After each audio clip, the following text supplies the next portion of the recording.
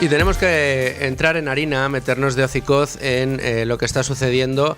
Lo vamos a hacer enseguida con Rubén Folguera, pero antes déjenme que echemos un vistazo a lo que nos están preparando desde los servicios informativos de Es Radio, porque hoy las reacciones no se han hecho esperar y tenemos las primeras reacciones, en este caso las de la COE y su presidente Antonio Garamendi. Muy pendientes de las palabras de Garamendi ha estado nuestra compañera Leticia Vaquero. Leticia, ¿qué tal? Muy buenas tardes.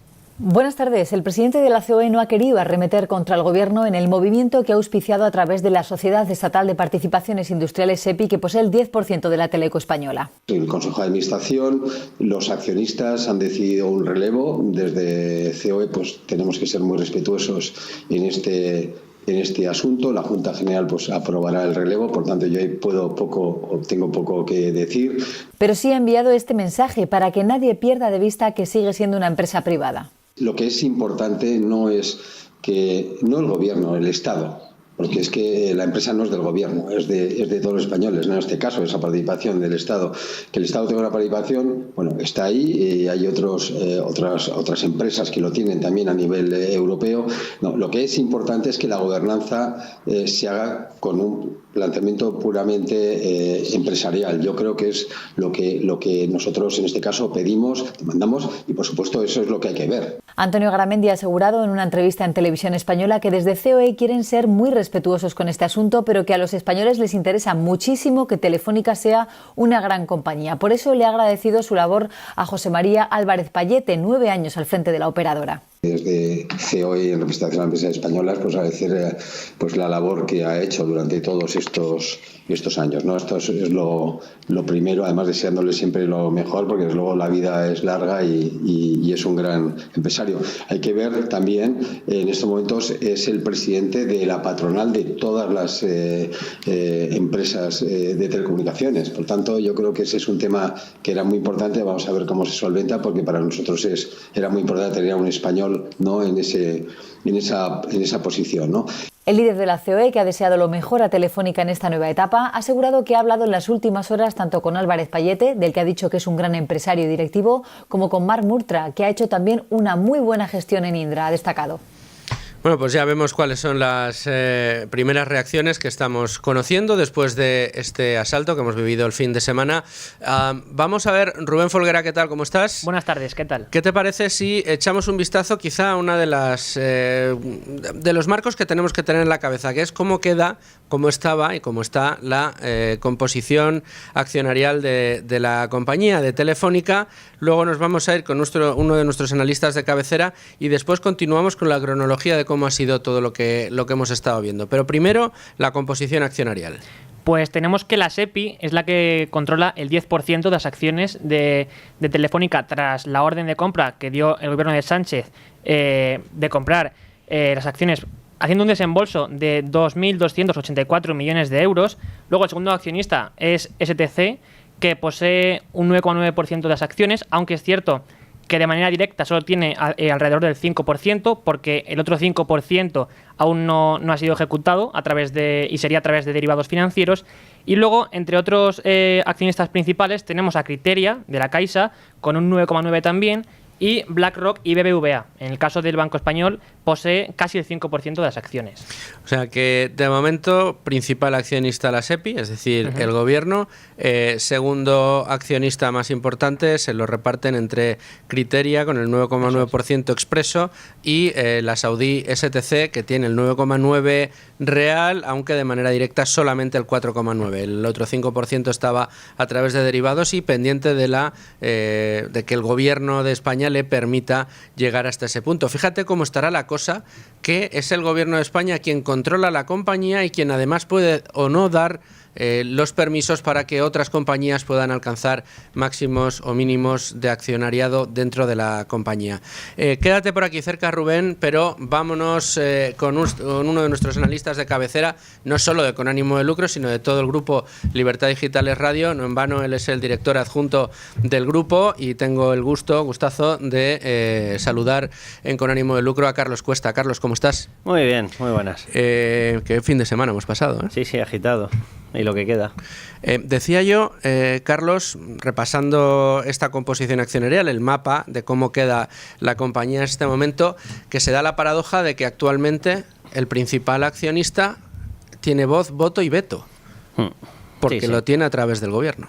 Lo tiene a través del gobierno y lo tiene después de una maniobra que fue la famosa entrada del fondo saudí, con lo cual se habilitaba o tenía una disculpa para ejercer esa habilitación el gobierno, con lo cual entró a través de la SEPI y a partir de ese momento pues tienes a un determinado vecino que, como tú dices, manda muchísimo dentro de la compañía. ¿Es esto una demostración de fuerza del Ejecutivo? ¿Un aviso a navegantes?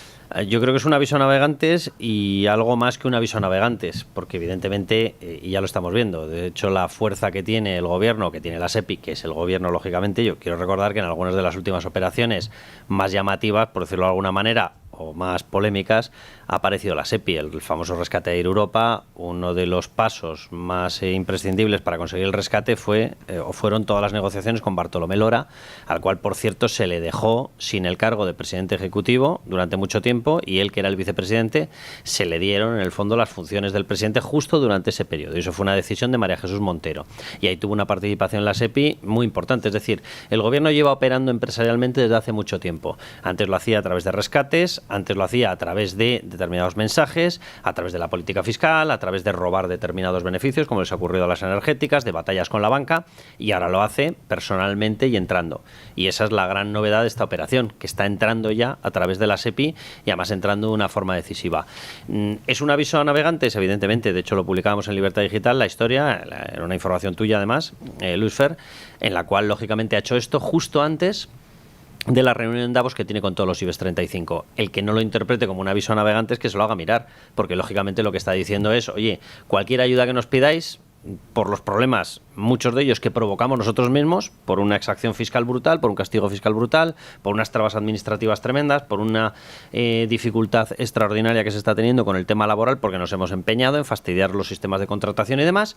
En el momento en que vosotros vengáis a pedirnos ayuda, que sepáis que la ayuda va a ir acompañada de una presencia y de que tengáis a alguien que os va a decir. Luego ya otra cosa es si los que están dentro lo cumplen o no lo cumplen, pero que va a haber indicaciones sobre la política que tienen que desarrollar las empresas, eso es obvio. Por tanto, es un aviso, pero es un aviso que demuestra que ya el aviso ya se ha materializado en un gigante nada más y nada menos como Telefónica. Y yo tengo la sensación de que esto no acaba aquí. Yo creo que todos sabemos que en los mentideros hay una segunda operación, y es una segunda operación mucho más amplia, que no sería exclusivamente Telefónica en sí o quién controla Telefónica, sino de quién depende Telefónica. Y todos sabemos que los planes del presidente del gobierno pasan por una absorción por parte de Indra, que es casualmente la empresa de la que viene Mar Murtra. Desde luego, y que hoy precisamente se felicita de la salida de Mar Murtra y la llegada de el señor Escribano. En septiembre de 2023, cuando entra STC, vemos a una Nadia Calviño, todavía ministra de Economía, que dice literalmente que Telefónica es la empresa más estratégica de España.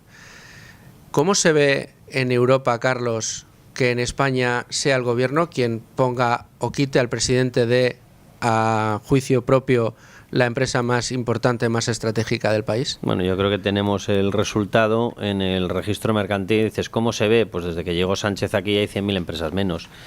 ¿Cómo se ve? La inversión extranjera se está desplomando.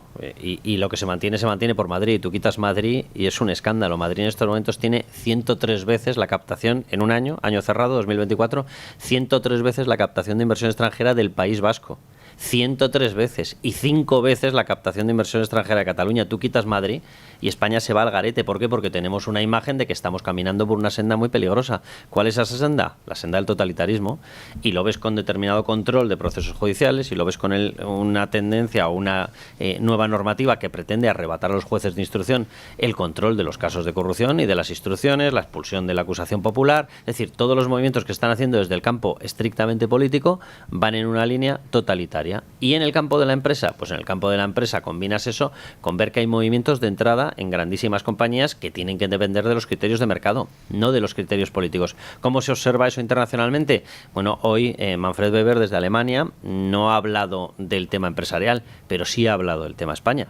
y ha hablado de que estamos caminando por una senda muy peligrosa, y es una senda que no huele a libre mercado, que no huele a libertad, que no huele a independencia judicial, que no huele a que el mercado sea el que determine los precios de las cosas, sino que suena por todas partes a intervención máxima. ¿Dónde? En las empresas, por supuesto, y en los jueces, y en la Fiscalía, y en los organismos que te tienen que hacer las mediciones sociológicas, como el CIS, y en el Banco de España, y en el INE. Entonces, fiarte de una economía en la que los indicadores, la empresa, la prensa, que tiene un bombardeo sistemático, y hasta los jueces están en una senda por parte del gobierno que lo quiere intervenir, no se fía a nadie, obvio.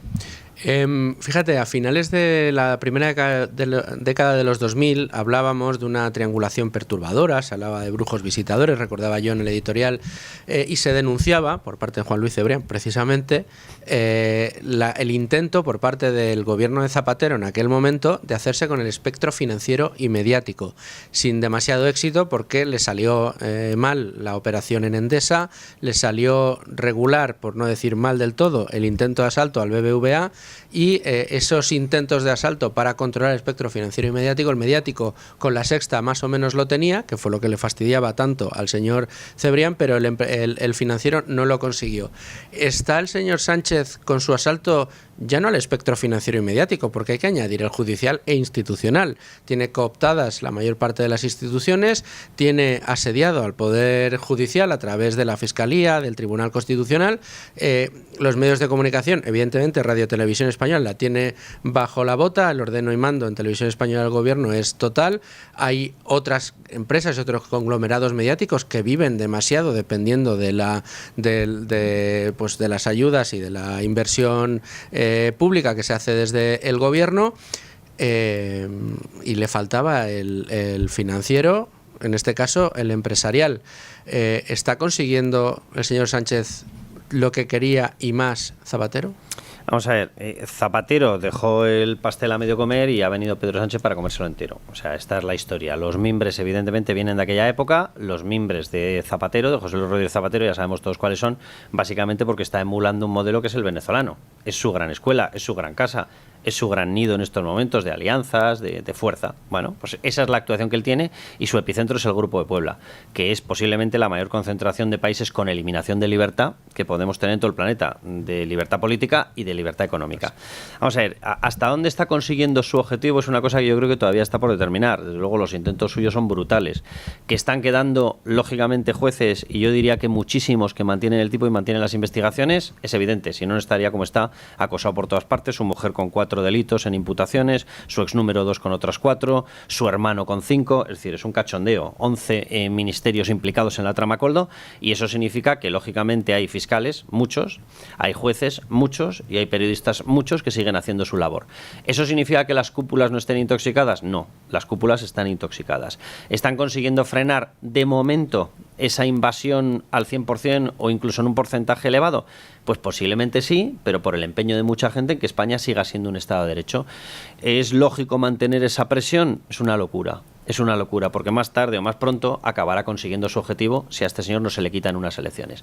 Esta es la historia. Entonces, el mensaje dentro de las empresas yo creo que es muy básico, y es convertir esa advertencia que él ha lanzado de estoy dispuesto a invadiros, convertirlo por parte de las cúpulas empresariales en un mecanismo defensivo. Yo simplemente quiero decir una cosa, el mercado funciona y las empresas crecen y se crea riqueza cuando funcionan en libertad, y existe una competencia que las hace mejorar y las hace ser más productivas, más competitivas, ganar cuota de mercado, reducir precios y por tanto generar una base mayor de consumidores. Eso es el sistema liberal. Es un sistema que algunos, hoy liberal, sí, tiene nombre ideológico, sí, efectivamente. Una ideología significa que has pensado en ello, pero sobre todo tiene un nombre que representa una experiencia. Eso funciona. El otro modelo no funciona. Y las cúpulas empresariales que permitan esa invasión política, esas empresas se irán al garete. Porque en el momento en el que estás tocado por la varita política, ni productividad, ni competitividad, ni rebajar precios, ni optimizar los procesos, ni avances tecnológicos, funcionas al dictado político. ¿Alguien quiere hacer el favor de mirarle a Sánchez? O sea, ¿alguien quiere hacer el favor de mirar su tesis doctoral que se la tuvieron que escribir y ni siquiera tuvo la decencia de leérsela para defenderla? O sea, ¿alguien se cree en serio que si este señor con su gobierno entra en las empresas, esas empresas van a ir bien? Y en un entorno competitivo como el que tenemos, ¿alguien se cree que van a ir ni bien ni mal? Se irán yendo al garete. Entonces, evidentemente yo creo que lo mismo que jueces, periodistas, fiscales, etcétera, estamos cumpliendo, los que lo somos de verdad, con nuestra obligación de frenar esos intentos de intoxicación y de invasión, las cúpulas empresariales tienen que hacerlo. hacerlo, porque si no vamos a tener un problema, pero vamos a tener un problema serio, que alguien mire cómo está funcionando Venezuela.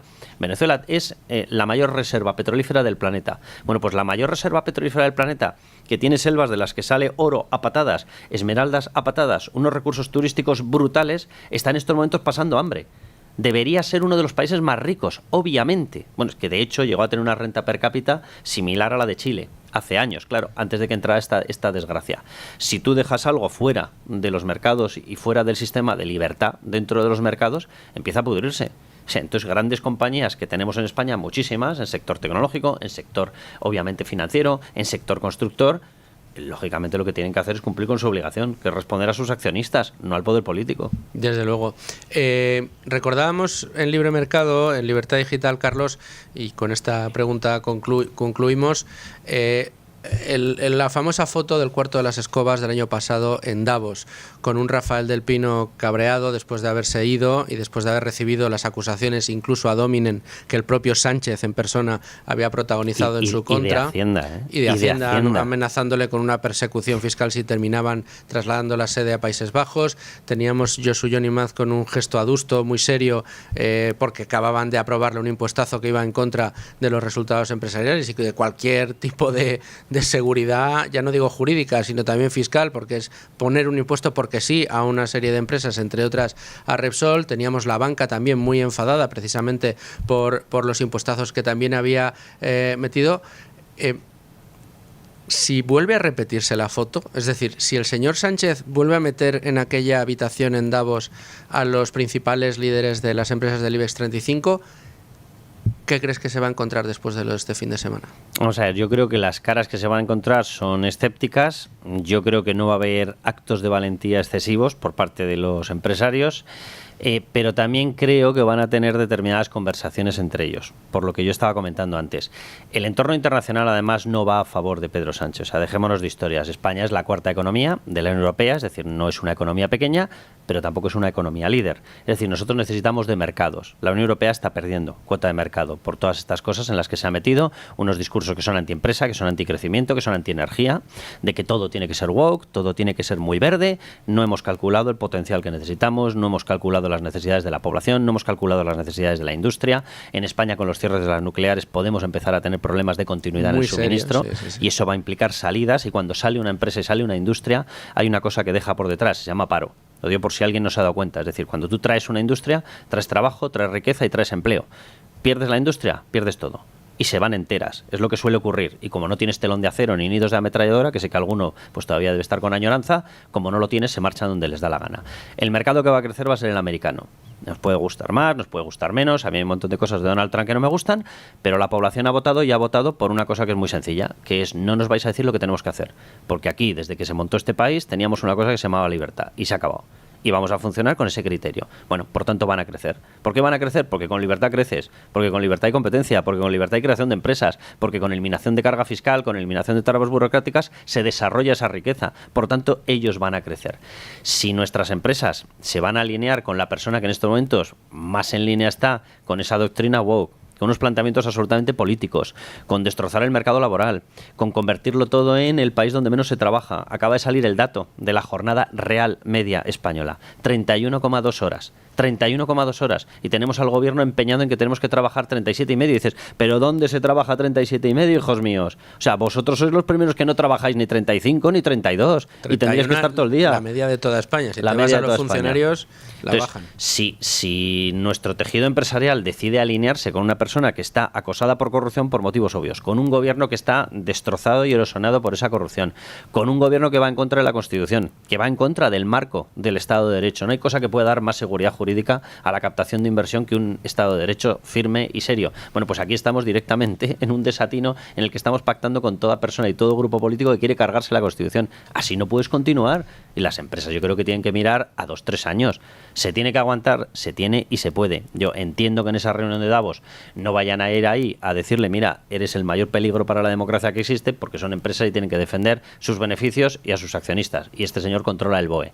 Pero una cosa es lo que yo espero de ellos en la cara visible y otra cosa es lo que espero de ellos en la cara reflexiva. Y espero que la tengan. Bueno, pues estaremos muy pendientes. Desde luego lo contaremos en Es Radio y en Libertad Digital. Carlos Cuesta, muchísimas gracias. Un placer.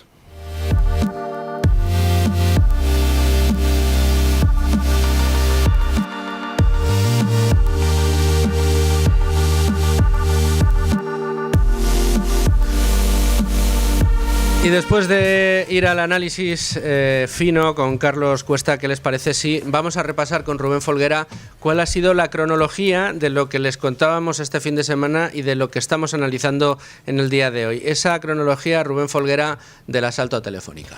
Pues todo empezó en septiembre de 2023, el día 7 en concreto, cuando pues una llamada a Moncloa pues anuncia la inminente entrada de la compañía STC, saudí, de origen saudí, en Telefónica. Claro, el gobierno ante esto lo que hizo fue pues activar todos los mecanismos que tenía a su disposición para tratar de evitarlo o, en la medida de lo posible, controlarlo. ¿Por qué? Porque, como bien habéis comentado, para el gobierno, pues al menos consideran ellos que es una empresa estratégica que deben controlar y por tanto... Fue el colaborador necesario en este caso. Fue la excusa que empleó el gobierno para decir, ahora sí voy a entrar en Telefónica, voy a volver a nacionalizar la compañía. Eso es. Y lo que hizo el gobierno fue, en diciembre de 2023, anunciar que había decidido volver a entrar en el accionariado de Telefónica. En concreto, en marzo de 2024 obtuvo el 3% de las acciones y ya para el 20 de mayo de 2024 tenía el 10% de las acciones totales de Telefónica. Con todo lo que ocurría, STC por su parte se mantenía pasiva, no pasaba nada. ¿Por qué? Porque todo esto formaba parte de ese plan que comentas que estaban negociando para permitirle finalmente en noviembre de 2024 la adquisición de las acciones que quería. ¿Y cómo se precipita todo lo que hemos conocido este fin de semana? Pues lo que ha ocurrido es que José María Álvarez Pallete, que seguía en la línea asegurando que desconocía cualquier tipo de movimiento por parte de los nuevos principales accionistas de la SEPI, pues se conocía este fin de semana que pues iba a dejar de ser el presidente de Telefónica. Es cierto que ya había rumores, pero lo único que ha ocurrido es que se han confirmado esos rumores precisamente y se sabe ya que pues Mark Murtra va a sustituir en el cargo. Bueno, pues esa ha sido la cronología. Muchas gracias, Rubén. Tiempo ahora para hablar con otro de nuestros analistas de cabecera, también de los lunes. Él es el profesor de la Universidad Francisco de Vitoria y director del Observatorio Económico de la Universidad Francisco de Vitoria, José María Rotellar. José María, ¿cómo estás, profesor? Hola, buenos días. Tela marinera lo que hemos vivido este fin de semana, Federico Jiménez Los Santos esta mañana a primera hora, profesor, decía, tenemos a muchos progres preocupados porque en Estados Unidos alguna empresa privada pueda influir en el gobierno norteamericano. Sin embargo, en España tenemos al gobierno nombrando a los presidentes de las compañías del IBEX.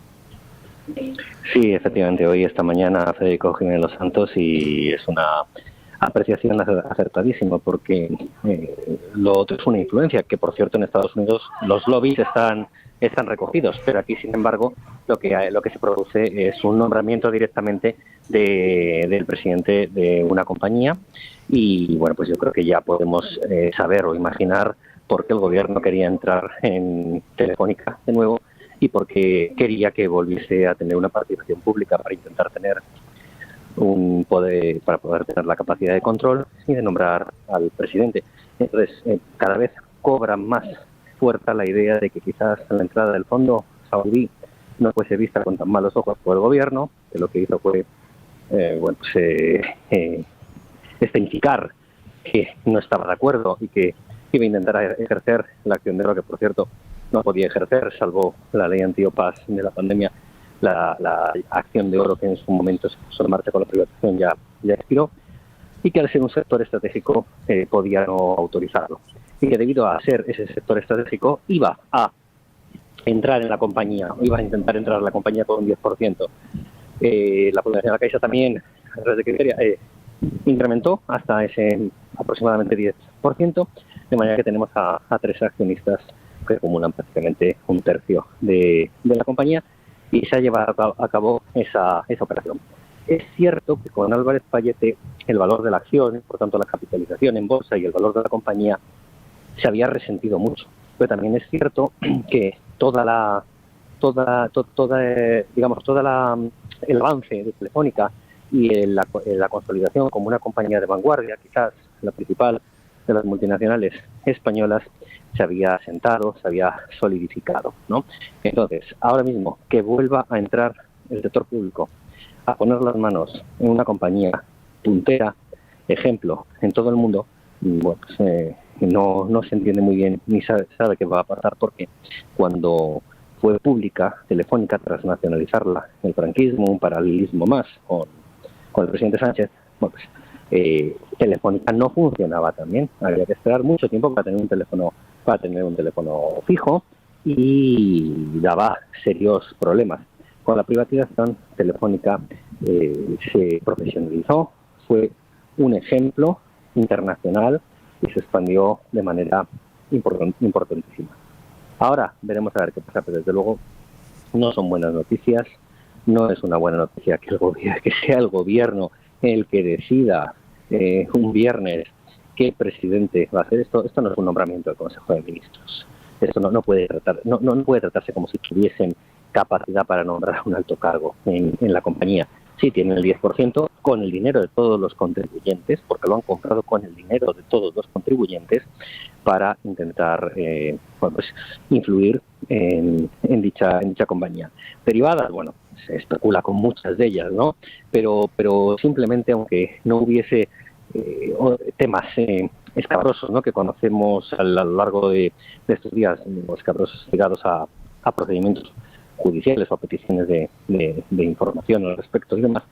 Aparte de eso, simplemente es, yo creo que más allá de eso, es la idea sanchista de intentar copar todas las instituciones, todas las empresas privadas, y lo que deben reflexionar, lo que deben hacer los principales dirigentes de las empresas del IBEX es reflexionar sobre de qué sirve tanta alfombra roja que están poniendo una política económica que les adversa para la economía española, y por tanto también para sus intereses. ¿De qué sirve todo eso cuando vemos que el gobierno, si pudiese, intentaría controlarlos a todos? Ha sido un golpe de mano que, como comentábamos antes con Carlos Cuesta, José María, sirve un poco para aviso a navegantes. Y es quizá una de las maneras más evidentes en las que Sánchez demuestra su poder. Porque la otra manera en la que demuestra su poder es deteriorando la economía de la manera que lo ha hecho, y tu artículo de hoy en Libertad Digital así lo refleja. Un desastre en ciernes, una bomba de relojería que está a punto de estallarnos. Sí. Después del movimiento este fin de semana, probablemente a más de uno en el IBEX 35 le ha entrado un escalofrío por la espalda diciendo: madre mía, en manos de quién estamos, esto nos puede pasar a cualquiera, ¿no?, de los presidentes de las compañías del IBEX. Y yo creo que hay alguno que ya lo ha sentido, ese escalofrío, que de momento se ha librado, pero que nadie sabe que pueda estar libre de que le pueda volver a sufrir una intentona de ese calibre. Pero de momento los que sí que estamos sufriendo en nuestras propias carnes somos los ciudadanos, que vivimos en un país cada vez más pobre y estamos cada vez más empobrecidos. Sí, vamos a ver. Sánchez sobrevive a base de la excepcionalidad. Su mandato no ha contado, digamos, con un periodo reposado, ¿no?, en el que se pudiese establecer una serie de controles. Llega en el 18 a través de una abrupta y controvertida y en cualquier caso pues alianza, como se dijo en su momento, Frankenstein, antinatura, ¿no?, que lo llevó a la presidencia del gobierno. Enseguida despilfarró mucho dinero público, 10.000 millones, si no recuerdo mal, en lo que llamó viernes sociales, que realmente eran viernes electorales, para apuntalar su victoria de abril de 2019, que no fue suficiente, tuvo que repetir elecciones y entonces pactar con los comunistas. Y a partir de entonces, ¿qué vino? Vino el coronavirus, y entonces aquí fue uno de los lugares donde más duramente se aplicaron restricciones declaradas inconstitucionales posteriormente, pero que se aplicaron en su momento, y a raíz de eso fondos europeos y demás, suspensión de reglas fiscales. Es decir, ha vivido sin tener que someterse a muchos controles. incluso con el Parlamento cerrado, casi cerrado, o que intentó cerrar en su momento debido al coronavirus, ¿no? Sin muchos controles, sin tener que someterse a las reglas fiscales, recibiendo fondos de fuera. Y eso se amparaba en el coronavirus, se amparó en el volcán, se ha amparado también en la necesidad de proteger empresas estratégicas, como fue la excusa para entrar en el accionariado de Telefónica de nuevo, y ahora vemos las consecuencias. Pero sí, está bien que ahora se den cuenta, aunque se haya un poco tarde, ¿no?, los empresarios, que realmente el presidente del gobierno tiene muy claro qué es lo que quiere hacer y que es controlar absolutamente todo. Y sin embargo, cuando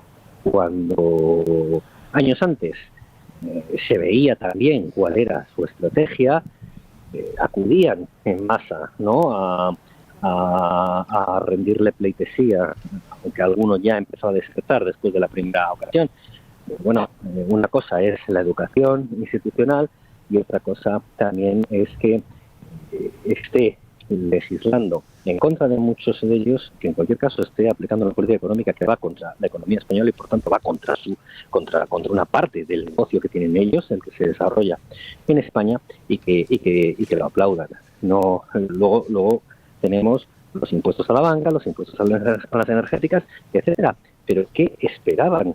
Si Sánchez tiene un proyecto y ese proyecto que está en marcha es el de una política económica, primero heterodoxa y en segundo lugar profundamente intervencionista, pero intervencionista al servicio de sus intereses, ni siquiera al servicio, digamos, de una mayor intervención pública porque considere que es mejor o peor. No, él dice que es mejor la intervención pública, pero porque le conviene. Si considerase en un momento que le sirve lo contrario, diría lo contrario, ¿no? Lo hemos visto en múltiples ocasiones, cambiar de posición y lo haría sin ningún género de dudas. Entonces, aplica una política económica de un gasto desmedido. O sea, el crecimiento, después ríe el crecimiento, el presidente de un gran banco, ¿no?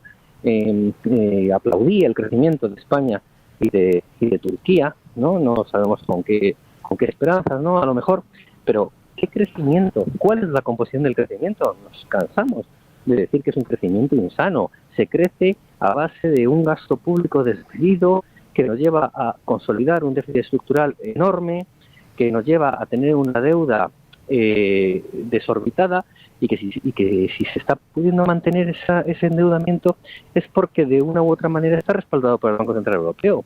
Pero si no lo estuviese, o si en algún momento deja de estarlo, podemos tener un serio problema para emitir, o al menos para financiarlo a un coste, desde luego, mucho más caro, que repercutiría negativamente en el conjunto de la economía española. Entonces, ¿de qué estamos hablando? Está interviniendo todos los mercados, les está imponiendo unos costes laborales tremendos a través de una subida irresponsable del salario mínimo interprofesional, de un intento de reducción de jornada que solo con esa reducción de jornada eleva los costes en más de un 6%.